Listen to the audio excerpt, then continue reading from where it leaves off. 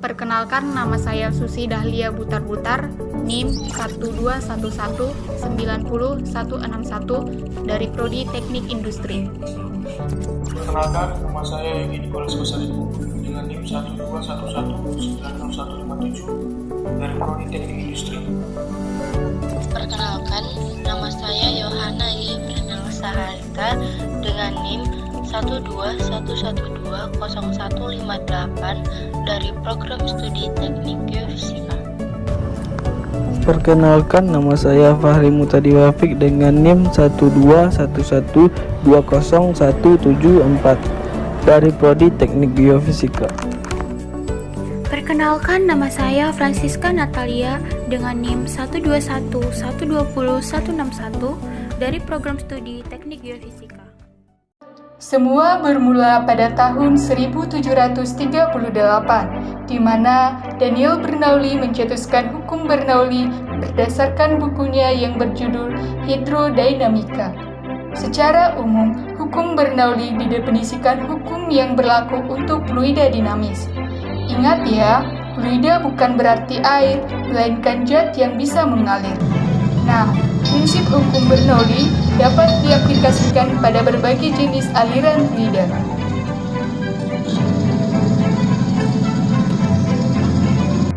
Prinsip hukum Bernoulli itu sendiri membahas tentang keadaan suatu fluida, di mana jika kecepatan fluida di tempat tersebut besar, maka tekanannya kecil.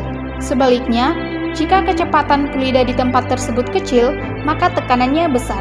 Prinsip ini digunakan pada konsep sayap pesawat terbang, botol semprot minyak wangi, dan yang pastinya kereta api uap sederhana.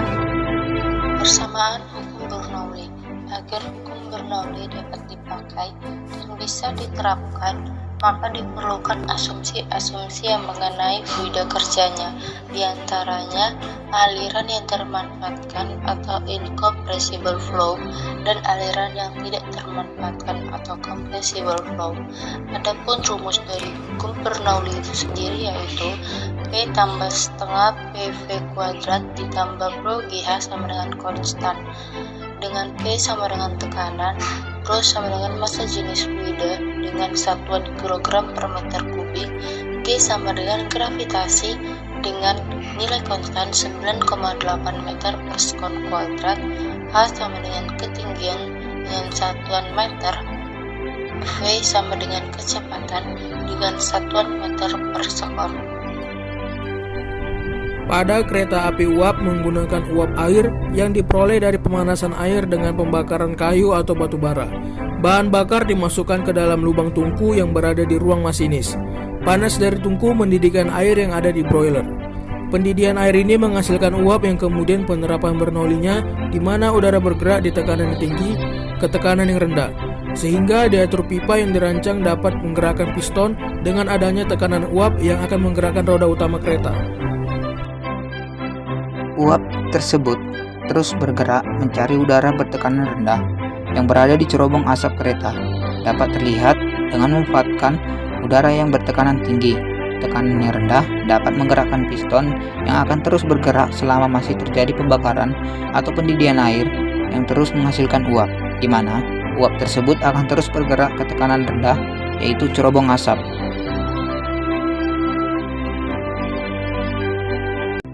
Selain itu, asap dari pembakaran kayu atau batu bara bergerak ke pipa yang sudah disediakan yang berakhir juga ke cerobong asap. Asap akan bergerak ke pipa yang sudah dibuat, yang akhirnya keluar melalui cerobong asap juga. Di sini juga terdapat penerapan hukum Bernoulli, di mana suhu tinggi dari pembakaran mengakibatkan massa jenis udara kecil dan mudah terapung atau bergerak ke atas. Udara bergerak dari tempat yang bertekanan tinggi ke tekanan yang rendah. Kelemahannya, asap dari pembakaran menimbulkan polusi, ditambah jika bahan bakarnya batu bara. Batu bara yang merupakan sumber daya alam yang tidak dapat diperbarui, yang bisa kapan saja habis.